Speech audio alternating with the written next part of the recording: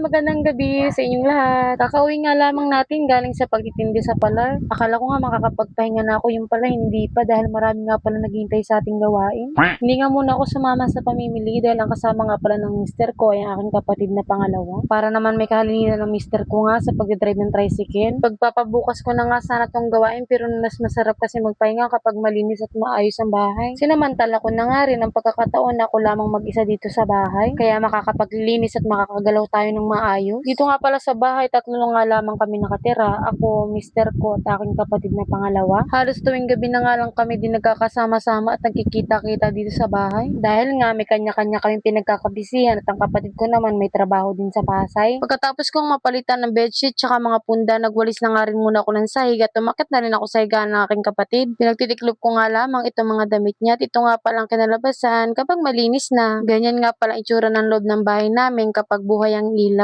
Mas masarap kasi umuwi sa bahay at mag-relax-relax kapag paligid nga ay napakalinis. Dito nga hindi naman siguro masyadong halata na favorite ko nga ang pink.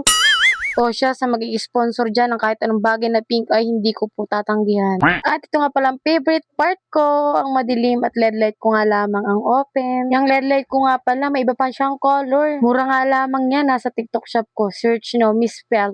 Nag-promote. O siya, hanggang dito na nga muna ulit ang ating mini vlog ha. Salamat!